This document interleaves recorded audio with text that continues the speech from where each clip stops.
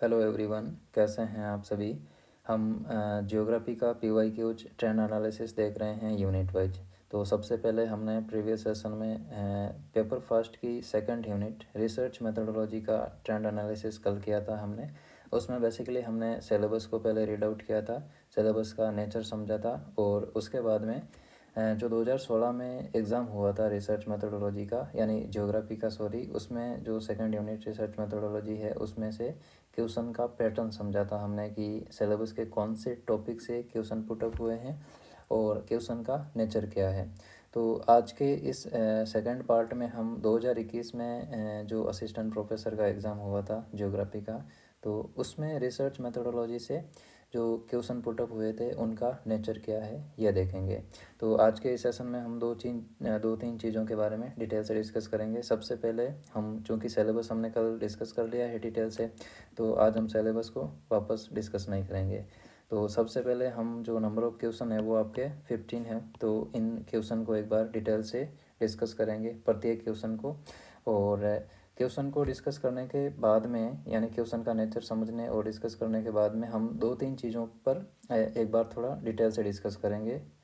15 question discuss करने के बाद में वो कौन कौन सी बातें हैं जिस पे हम डिस्कस करेंगे। सबसे पहले हम ये देखेंगे कि जो रिपीटेशन है वो कौन कौन से टॉपिक से हुआ है, ठीक है, सबसे पहली बात।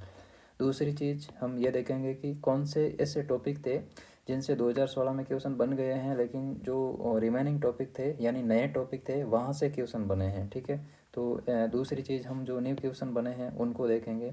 और तीसरा जो हमारा जो मेन फोकस रहेगा वो ये रहेगा कि 2016 और 2023 में, सॉरी 2021 में जो एग्ज़ाम हुआ है उनमें से कौन से ऐसे टॉपिक थे जहाँ से बिल्कुल भी क्वेश्चन अभी मतलब क्रिएट नहीं किया है एग्जामिनर ने। तो ये तीन चीज़ें हम देखने वाले हैं। सबसे पहले रिपीटेशन, दूसरा न्यू टॉपिक के बारे में, और तीसरा हम देखेंगे कि ऐसा कोई भी जैसे फॉर एग्जांपल जो रिसर्च अप्रोच है, ठीक है, डिडक्टिव और इंडक्टिव, तो यहाँ से डायरेक्ट क्वेश्चन अभी तक नहीं बना है, ठीक है। तो इस टाइप से कौन कौन से टॉपिक है सिलेबस में, तो वहाँ से अभी तक क्वेश्चन नहीं बना है, ठीक है।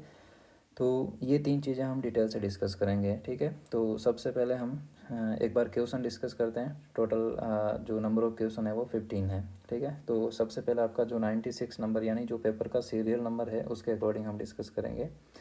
तो सबसे पहला क्वेश्चन 96 नंबर है कि which of the following sampling method is best on probability. अब हमने कल डिस्कस किया था कि सैम्पलिंग दो टाइप की होती है, एक आपकी प्रोबेबिलिटी सैम्पलिंग होती है और दूसरी आपकी नॉन प्रोबेबिलिटी सैम्पलिंग होती है। अब यहाँ पे क्वेश्चन पूछा है कि प्रोबेबिलिटी सैम्पलिंग कौन सी है, ठीक है। यानी पहला दिया हुआ है आपका, पहला ऑप्शन है कन्वीनियंस सैम्पलिंग, दूसरा है आपका कोटा सैम्पलिंग, तीसरा है आपका जजमेंट सैम्पलिंग, और चौथा है आपका स्ट्रेटिफाइड सैम्पलिंग। तो इसका जो करेक्ट आंसर है वो स्ट्रेटिफाइड सैम्पलिंग है, ठीक है। यानी जो फोर्थ ऑप्शन है वो प्रोबेबिलिटी सैम्पलिंग का एग्जाम्पल है, लेकिन जो रिमेनिंग तीन बचते हैं वो नॉन प्रोबेबिलिटी सैम्पलिंग के एग्जाम्पल है। जैसे कन्वीनियंस सैम्पलिंग हो गया, उसी प्रकार से आपका दूसरा एक जो टाइप है वो पर्पजिव सैम्पलिंग है, तीसरा आपका कोटा हो जाएगा, और स्नोबॉल सैम्पलिंग है, और जजमेंटल सैम्पलिंग है, ठीक है। तो ये आपके नॉन प्रोबेबिलिटी सैम्पलिंग के एग्जाम्पल है। उसी प्रकार से प्रोबेबिलिटी सैम्पलिंग के एग्जाम्पल कौन कौन से हैं। सबसे पहले आपका स्ट्रेटिफाइड सैम्पलिंग हो जाएगा, दूसरा आपका सिंपल रैंडम सैम्पलिंग हो जाएगा, तीसरा आपका सिस्टमेटिक सैम्पलिंग हो जाएगा। तीन तो यही टाइप हो गए, simple, random sampling, stratified sampling और सिस्टमेटिक सैम्पलिंग। फिर आपका एक जो मेजर है वो क्लस्टर सैम्पलिंग हो जाएगा। तो इस 96 नंबर क्वेश्चन का जो करेक्ट ऑप्शन है वो आपका फोर्थ हो जाएगा, यानी प्रोबेबिलिटी सैम्पलिंग स्ट्रेटिफाइड सैम्पलिंग का मतलब एग्जाम्पल है, ठीक है।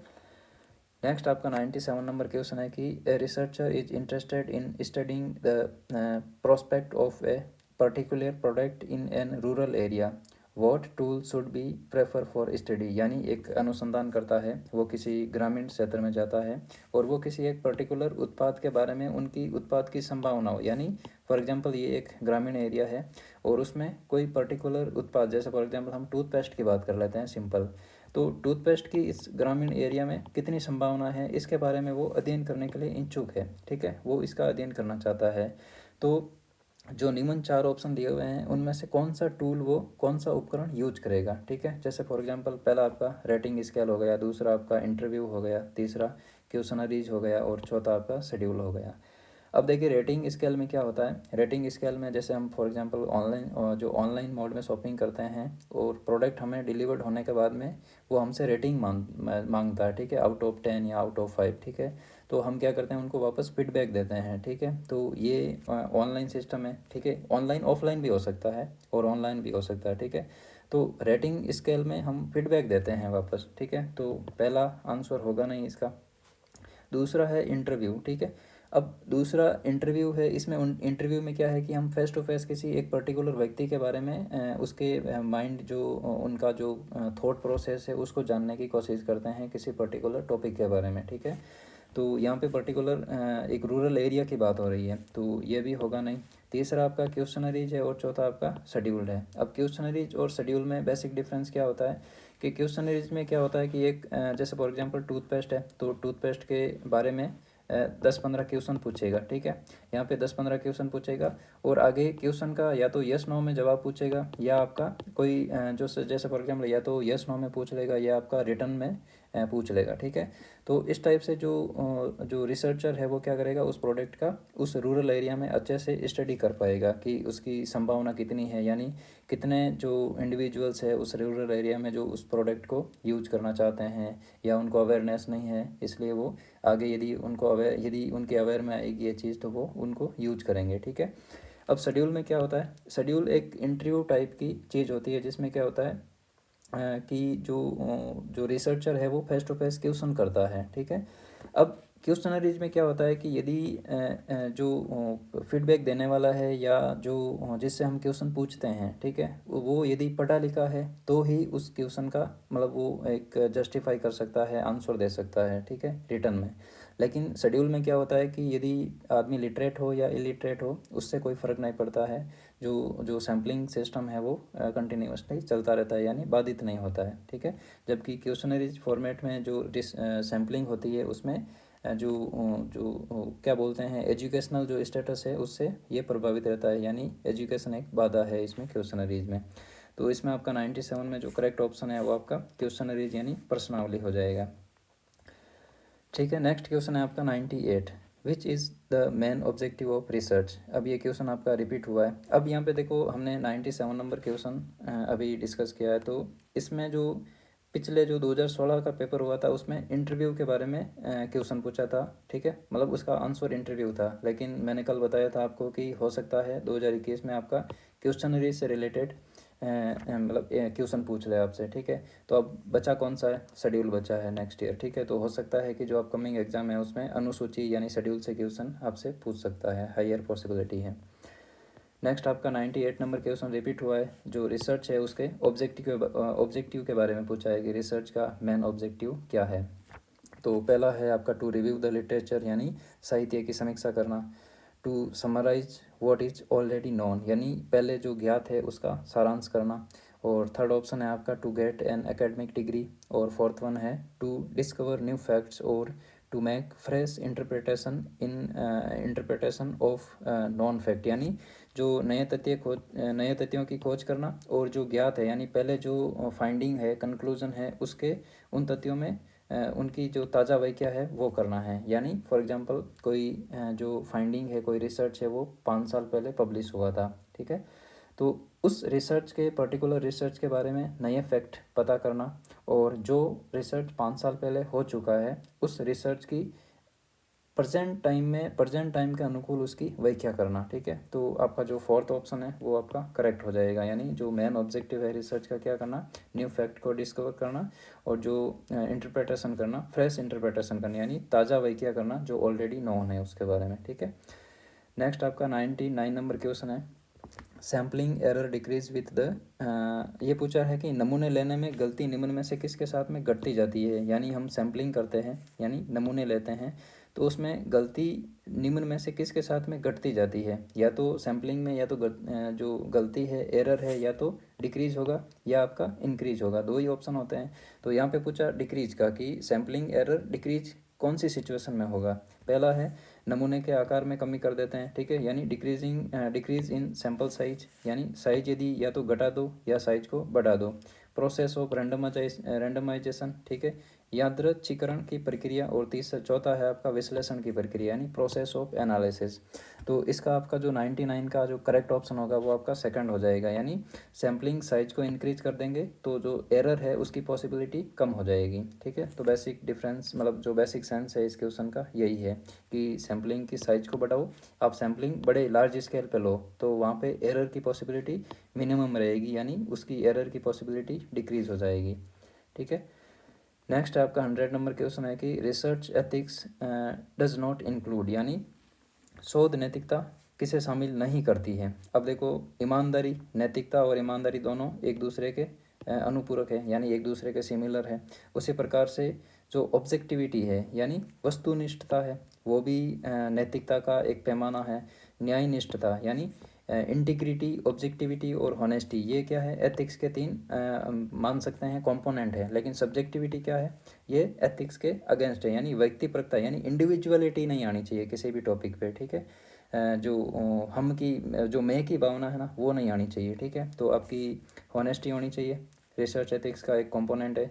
इंटीग्रिटी भी है और ऑब्जेक्टिविटी भी है। यहाँ पूछा है कि research ethics do not include, तो रिसर्च एथिक्स सब्जेक्टिविटी इंक्लूड नहीं करता है। ठीक है, तो इसका आपका करेक्ट जो ऑप्शन है वो सेकंड हो जाएगा व्यक्तिपरकता। ठीक है, नेक्स्ट आपका 101 नंबर क्वेश्चन है कि the conclusion oblique findings of which type of research cannot be generalized to other situation, यानी निम्न में से किस प्रकार के अनुसंधान के सारांशों या निष्कर्षों को अन्य स्थितियों में सामान्यीकृत नहीं किया जा सकता।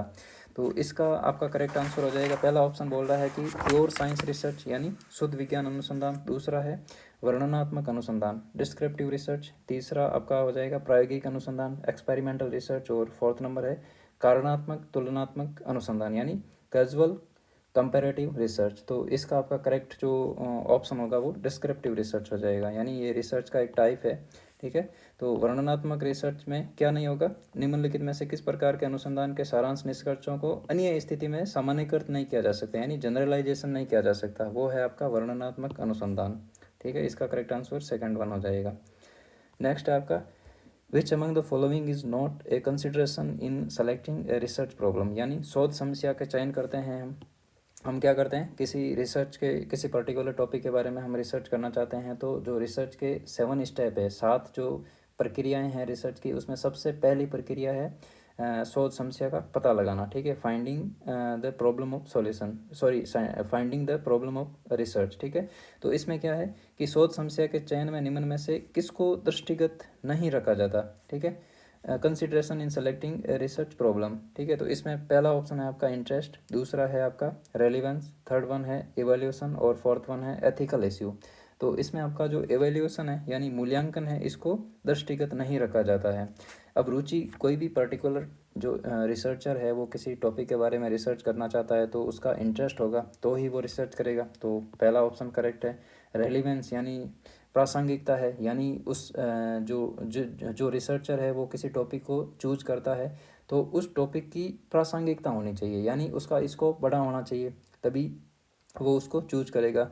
अब इवेल्यूएशन, जिस टॉपिक को ऑलरेडी इवेल्यूएट किया गया है, ठीक है, उसको वापस कंसिडर नहीं किया जाता है। ठीक है, और फोर्थ वन है आपका एथिकल इश्यू, तो ये तो आपका एक मेजर जो क्या बोलते हैं कंपोनेंट है रिसर्च के फील्ड में कि एथिकल इश्यू को कंसिडर किया जाता है, यानी जो साहित्य चोरी टाइप की जो बातें होती है या जो एथिकल और जो एंगल होते हैं, रॉन्ग डूइंग थिंग्स होती है, वो आपको उसको इग्नोर नहीं कर सकते। ठीक है, तो इंटरेस्ट, रेलेवेंस और एथिकल इश्यू, ठीक है, ये आपके तीनों रिसर्च प्रॉब्लम को जब कंसिडर करेंगे तो सेलेक्टिव रहेगी ये। ठीक है, लेकिन मूल्यांकन नहीं रहेगा।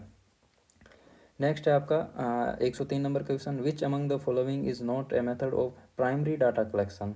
अब ये बेसिक क्वेश्चन है, primary data collection 12th class की जो प्रैक्टिकल ज्योग्राफी की एनसीईआरटी है उसके चैप्टर फर्स्ट में एक इंडेक्स बनी हुई है। ठीक है, यहाँ पे आपका प्राइमरी डाटा और यहाँ पे आपका सेकेंडरी डाटा लिखा हुआ है। ठीक है, तो ये पूछ रहा है प्राइमरी डाटा के बारे में, यानी हम जो प्राथमिक आंकड़ों को संग्रहित करते हैं विधि है उनमें कौन शामिल नहीं है।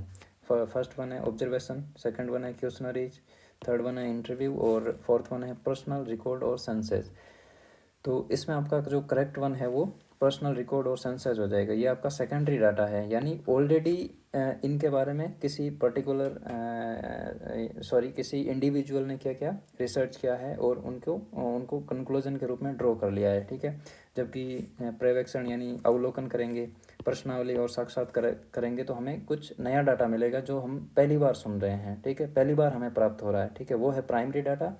और सेकेंडरी डाटा का मतलब है कि ऑलरेडी उस डाटा को क्रिएट किया जा चुका है, ठीक है। तो ये बेसिक डिफरेंस है। तो प्राइमरी डाटा पूछा है, तो इसमें पूछा है कि प्राइमरी डाटा नहीं है, ठीक है, नॉट, ठीक है। तो आपका ये पर्सनल रिकॉर्ड और सेंसस है, यानी व्यक्तिगत प्रलेख और जो जनगणना से संबंधित जो डाटा है वो आपका सेकेंडरी जो डाटा कैटेगरी है उसमें आता है, ठीक है।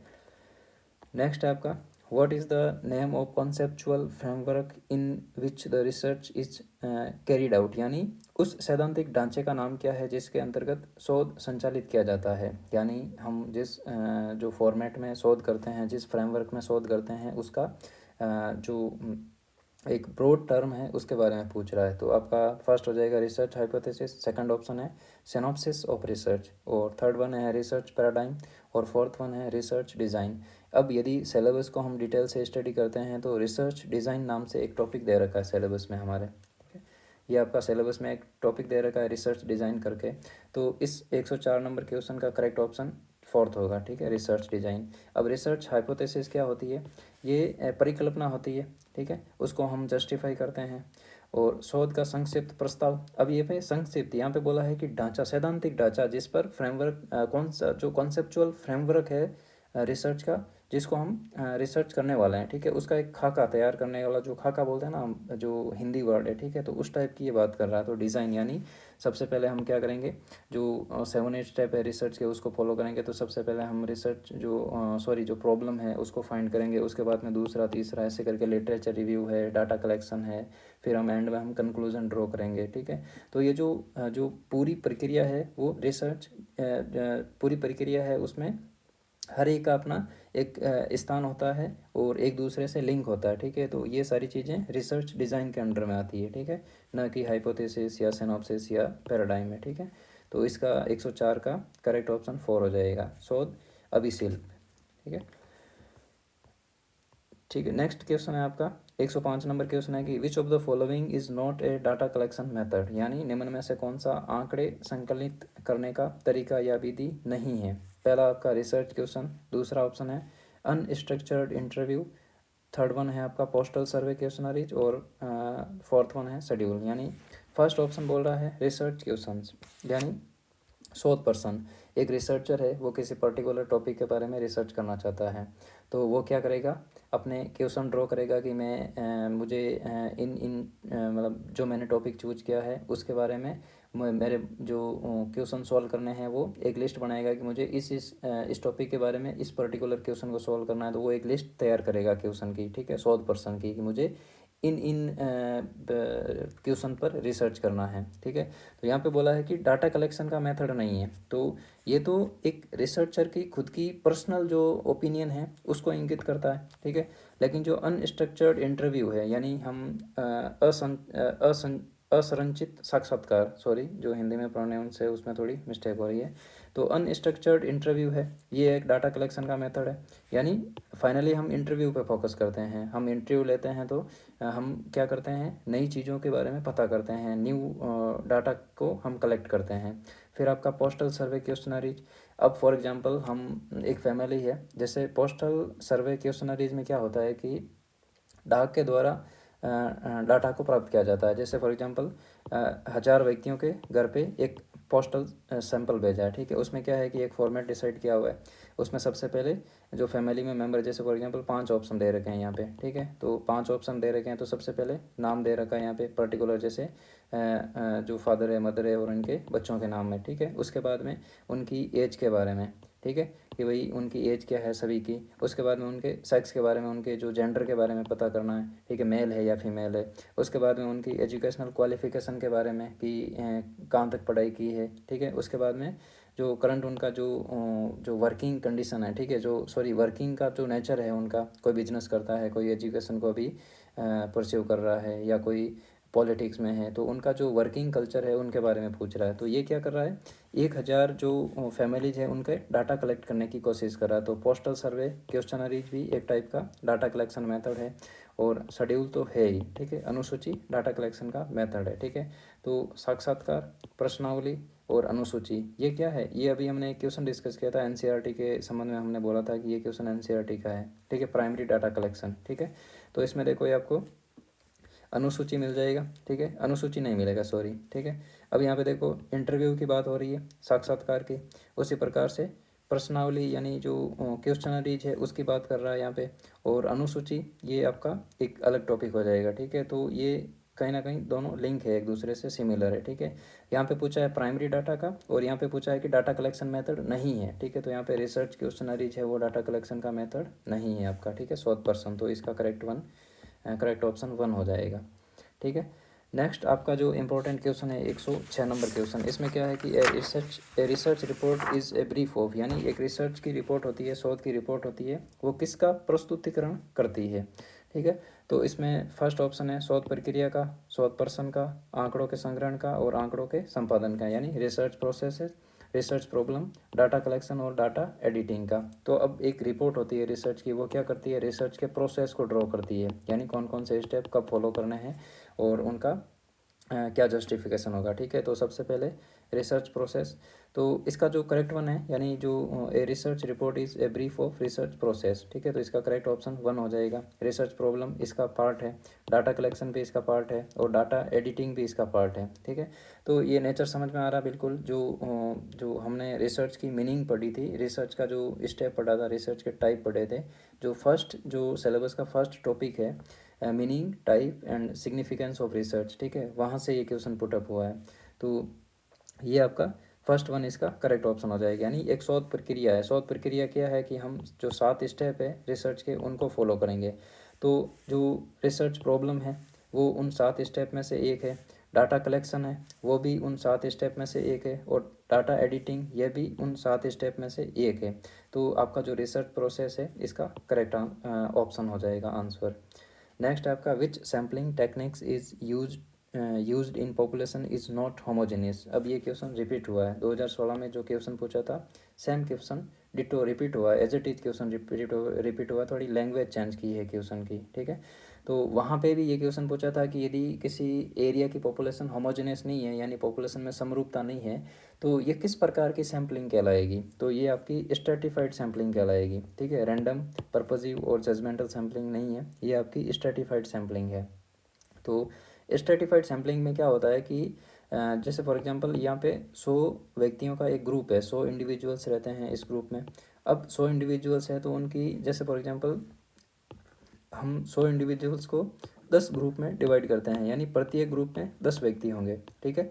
तो प्रत्येक ग्रुप में 10 व्यक्ति होंगे। अब उनको एजुकेशनल क्वालिफिकेशन के आधार पे हमें उनको बांटना है। जैसे फॉर एग्जांपल यहाँ पे बीए करने वाले यहाँ आ जाएंगे, ठीक है, एमए वाले यहाँ आ जाएंगे, बीटेक वाले यहाँ आ जाएंगे, ठीक है। उसी प्रकार से जो जो सीए की तैयारी करते हैं या सिविल सर्विस की करते हैं, नेट जेआरएफ करती हैं, ऐसे करके जो 10 अलग अलग टाइप की क्वालिफिकेशन है उनको हम ड्रॉ करेंगे, और प्रत्येक क्वालिफिकेशन कैटेगरी में 10 व्यक्ति को इंक्लूड करेंगे। तो ये आपका स्ट्रेटिफाइड हो जाएगा, यानी हम उनको एक जो इंडिविजुअल होगा उसको उसकी जो जो पॉपुलेशन होगी उसमें होमोजेनिटी नहीं होगी, ठीक है। तो ये आपका स्ट्रेटिफाइड हो जाएगा, इसको पूरे को एक यूनिट मानेंगे। तो फिर हम रिसर्च करेंगे तो हमें जैसे फॉर एग्जांपल यहाँ से एक बंदे को उठाया, फिर एक बंदे को यहाँ से उठाया, तो इनकी क्या है क्वालिफिकेशन अलग अलग हो जाएगी। हमारे सैंपल में जो क्वालिफिकेशन का क्राइटेरिया है, जो हमने अलग अलग ग्रुप में तो बांटा था, लेकिन जब हमने सेलेक्ट किया, सैंपल कलेक्ट किया, तो हमने क्या किया, एक सैंपल यहाँ से उठाया, दूसरा यहाँ से उठाया, तीसरा यहाँ से उठाया। तो हमारा जो अल्टीमेट जो सैंपल होगा हमारे हाथ में, वो क्या करेगा, वो उस सैंपल का जो नेचर होगा वो डाइवर्स होगा, यानी उस सैंपल की बास्केट में अलग अलग क्वालिफिकेशन के जो लोग हैं वो आ जाएंगे, इंडिविजुअल्स है वो आ जाएंगे। तो यानी जो होमोजेनिटी है वो यहाँ पे नहीं रहेगी, ठीक है। तो इसी जो क्वेश्चन का जो आंसर है वो आपका स्ट्रेटिफाइड हो जाएगा, यानी स्तरबद्ध हो जाएगा, ठीक है। नेक्स्ट आपका 108 नंबर क्वेश्चन है प्लगरिज्म के बारे में, यानी जो साहित्य चोरी की बात करते हैं उसके बारे में है। जैसे कल हमने डिस्कस किया था थोड़ा बहुत साहित्य चोरी के बारे में, कि जो यूजीसी के नॉर्म्स है वो साहित्य चोरी को डिफाइन करते हैं, साहित्य चोरी को कैटेगराइज किया है, जैसे 10%, 30%, 60%। तो जिस लेवल की साहित्य चोरी होती है उस लेवल के अकॉर्डिंग आपको पनिशमेंट मिलती है। आपके रिसर्च पब्लिकेशन में आपका जो रिसर्च है उसको स्टॉप कर दिया जाता है, या आपको जो स्कॉलरशिप दी जाती है वो रोक दी जाती है। ठीक है, तो इस टाइप के बहुत सारे रिस्ट्रिक्शन लगाए जाते हैं प्लेगरिज्म को रोकने के लिए, साहित्य चोरी को रोकने के लिए। तो अब यहाँ पे ये बोल रहा है कि जो साहित्य चोरी है, प्लेगरिज्म है, उसमें कौन शामिल है। ठीक है, तो पहला है copy others work without referencing, यानी बिना किसी दूसरे के काम की नकल करना, यानी बिना संदर्भ दिए, सॉरी, मतलब इसका सेंस ये है कि हम कोई रिसर्च कर रहे हैं। ठीक है, किसी इंडिविजुअल कोई किसी पर्टिकुलर टॉपिक के बारे में रिसर्च कर रहा है, और वो क्या कर रहा है कि उस जो जो टॉपिक वो रिसर्च कर रहा है उस टॉपिक के बारे में किसी अदर व्यक्ति ने रिसर्च किया है, और जो टॉपिक इस बंदे ने चूज किया, जैसे फॉर एग्जांपल ये एक्स है और ये वाई है। अब एक्स जो बंदा है वो किसी टॉपिक के बारे में रिसर्च कर रहा है, और वाई है उसने किसी टॉपिक के बारे में रिसर्च कर लिया था। तो इस टॉपिक पे कुछ ऐसा जो फाइंडिंग है वो इससे मिली है इसको। ठीक है, तो एक्स को क्या है, वाई से कुछ मिला है, वाई का जो रिसर्च था उससे कुछ मिला है, कुछ फाइंडिंग मिली है।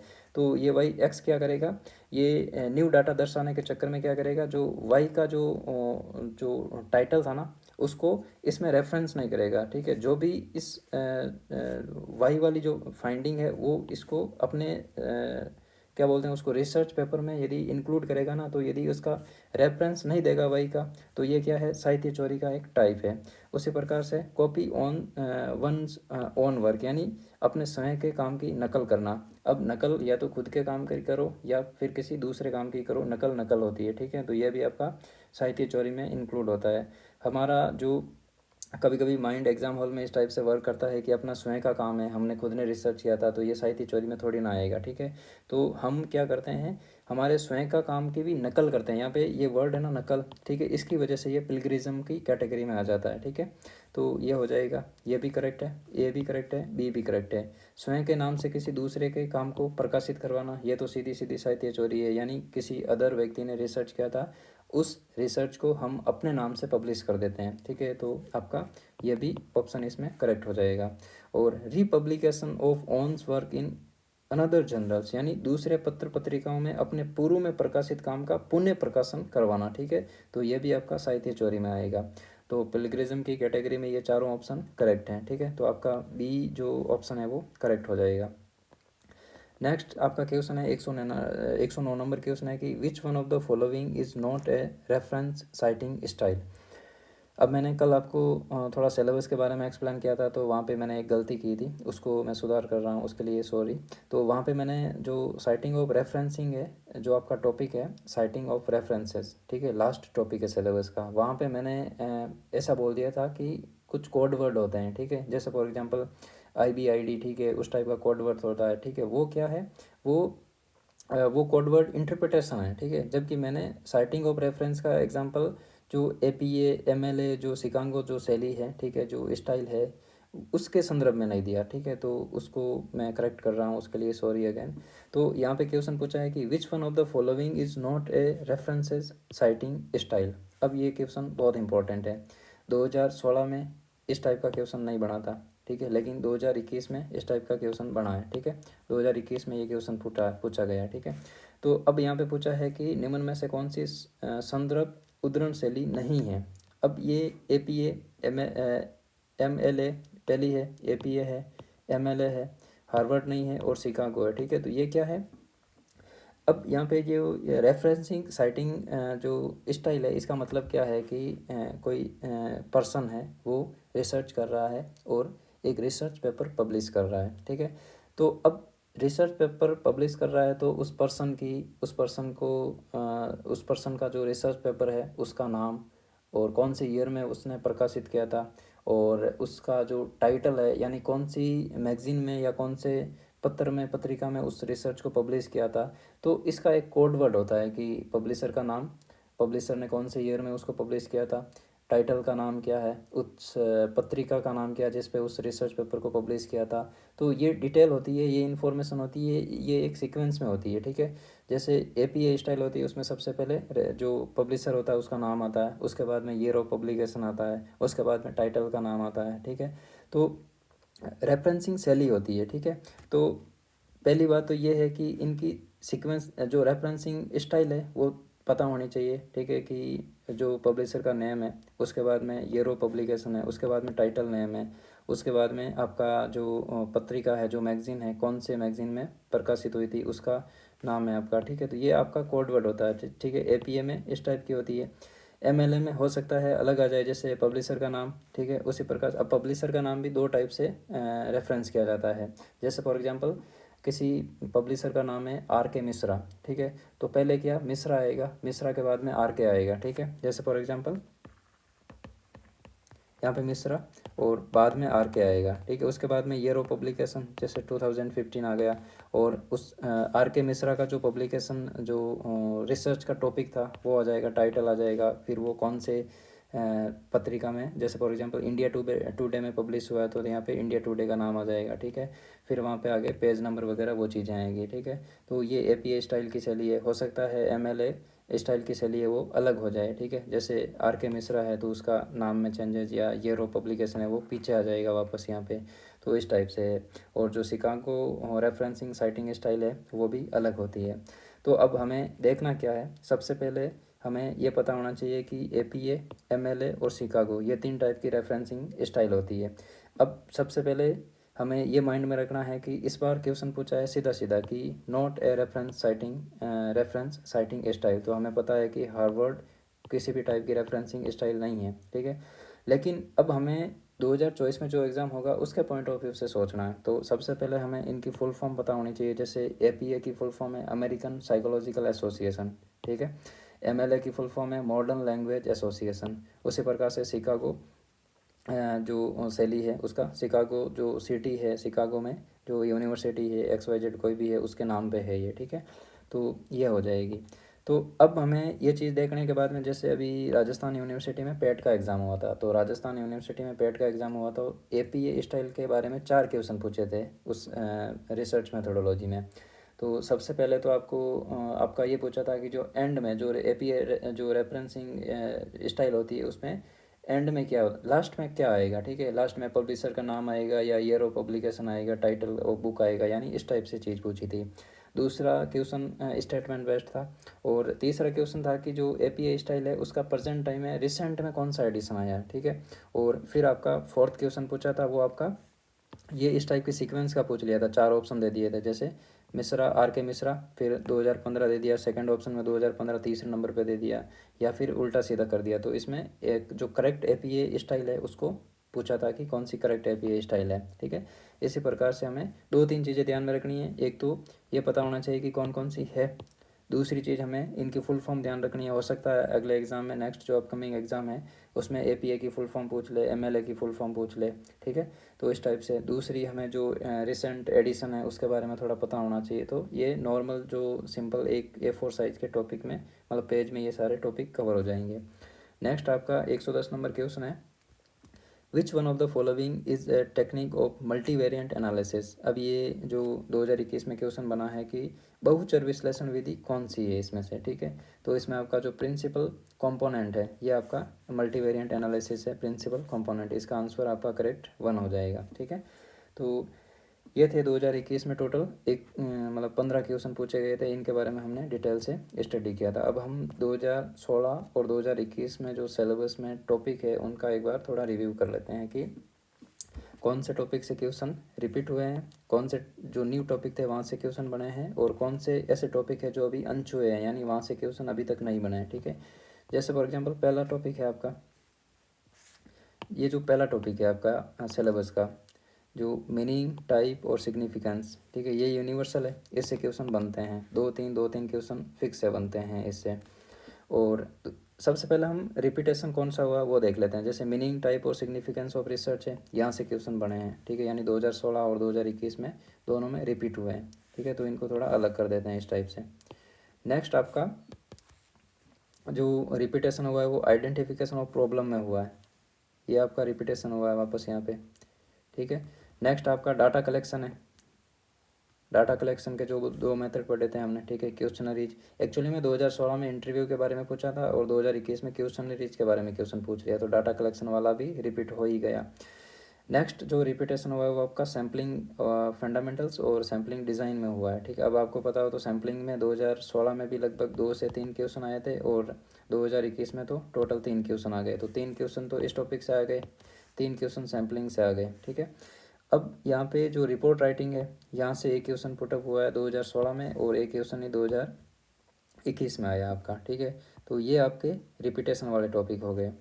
अब आपके जो टॉपिक बचे हैं कि 2016 में जैसे फॉर एग्जांपल रिसर्च डिज़ाइन है, यहाँ से 2016 में क्वेश्चन नहीं बना था लेकिन 2021 में बन गया है, ठीक है। तो ये रिसर्च डिज़ाइन वाला क्लियर है। नेक्स्ट आपका मल्टीवेरिएंट एनालिसिस, जो 2016 में क्वेश्चन नहीं बना था लेकिन 21 में इससे क्वेश्चन पूछा है, तो दूसरा आपका मल्टीवेरिएंट एनालिसिस हो जाएगा। तीसरा आपका सैम्पलिंग डिज़ाइन हो जाएगा, ठीक है। सैम्पलिंग डिज़ाइन का इस बार थोड़ा अलग क्वेश्चन था, ठीक है। एक तो होता है कि जो प्रोबेबिलिटी और नॉन प्रोबेबिलिटी सैम्पलिंग है उससे क्वेश्चन पूछ दिया, जैसे स्ट्रेटिफाइड सैम्पलिंग है जो होमोजेनियस पॉपुलेशन नहीं है किसी रीजन की, तो वहाँ से पूछ दिया, ठीक है। एक क्वेश्चन इस बार और पूछा था, वो थोड़ा अलग था सैम्पलिंग का।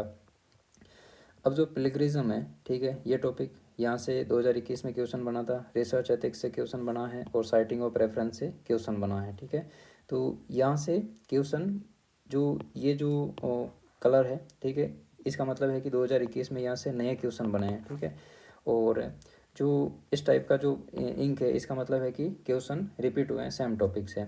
अब जो बचे हुए जो रिमेनिंग पोर्शन है, जैसे फॉर एग्जांपल यहाँ पे एक तो आपका रिसर्च अप्रोच है, यहाँ से क्वेश्चन अभी तक नहीं बना है। रिसर्च अप्रोच दो टाइप की होती है, डिडक्टिव और इंडक्टिव। दूसरा आपका concept of qualitative and quantitative research है, यहाँ से क्वेश्चन नहीं बना है, ठीक है। अब टाइप ऑफ डाटा से क्वेश्चन बन गए हैं, ठीक है। तो ये इतना इंपॉर्टेंट टॉपिक नहीं है। अब यहाँ पे शेड्यूल, ये one of the most important topic है अपकमिंग एग्जाम के लिए, ठीक है। और रिसर्च मेथोडोलॉजी में आपका बाईवेरिएंट एनालिसिस से क्वेश्चन बन सकता है, क्योंकि मल्टीवेरिएंट एनालिसिस से क्वेश्चन पूछ लिया गया आपके, ठीक है। और अब आपका जो नेक्स्ट इंपॉर्टेंट टॉपिक है वो इंटरप्रिटेशन है, ठीक है। डाटा एनालिसिस भी है और इंटरप्रिटेशन भी है, तो ये आपके मोस्ट इंपॉर्टेंट टॉपिक है। तो पहला टॉपिक यूनिवर्सल है, मीनिंग, टाइप और सिग्निफिकेंस ऑफ रिसर्च, इसको तो किसी भी हाल में पढ़ना है, ठीक है। लेकिन डिडक्टिव और इंडक्टिव रिसर्च यानी आगमनात्मक और निगमनात्मक जो रिसर्च है, अनुसंधान है, उसके बारे में भी देखना है। मात्रात्मक गुणात्मक रिसर्च है, उसके बारे में भी देखना है। शेड्यूल और जो रिसर्च मेथोडोलॉजी है जिसमें बाईवेरिएंट एनालिसिस है, उसको अच्छे से पढ़ना पड़ेगा। नेक्स्ट आपका इंटरप्रिटेशन है, उसको भी देखना पड़ेगा, ठीक है। तो ये थी सिलेबस के बारे में जनरल जो ट्रेंड एनालिसिस था। ये रिसर्च मेथोडोलॉजी यूनिट जो सेकंड है उसका हमने कंप्लीट कर लिया है। आई होप आपको ये चीज़ें हेल्प करेगी एग्ज़ाम के लिए, ठीक है। तो इसी प्रकार से जो रिमेनिंग जो यूनिट्स है उसका भी ट्रेंड एनालिसिस करने की कोशिश करेंगे। सो मेक श्योर आप इस यूट्यूब चैनल को सब्सक्राइब कर लें, वीडियो को लाइक करें, फ्रेंड्स के साथ में शेयर करें और अपना वैल्यूएबल फीडबैक है वो भी दें, ठीक है। तो इस प्रकार से आप अपनी रिसर्च मेथोडोलॉजी की प्रिपरेशन थोड़ी और अच्छे सेंसेबल वे में कर सकते हैं इस सेशन के माध्यम से। इससे थोड़ी आपको हेल्प मिलेगी, ज़रूर हेल्प मिलेगी आपको एग्ज़ाम के पॉइंट ऑफ व्यू से, ठीक है। तो हमने क्वेश्चन को 2016 और 2021 के क्वेश्चन थे उनको डिस्कस किया है। उसके बाद में सिलेबस का पैटर्न हमने डिस्कस किया है और अपकमिंग एग्ज़ाम के लिए कौन से टॉपिक इंपॉर्टेंट है वो भी हमने अच्छे से स्टडी किए हैं, ठीक है। तो चलिए आज के इस सेशन में इतना ही है। Thank you.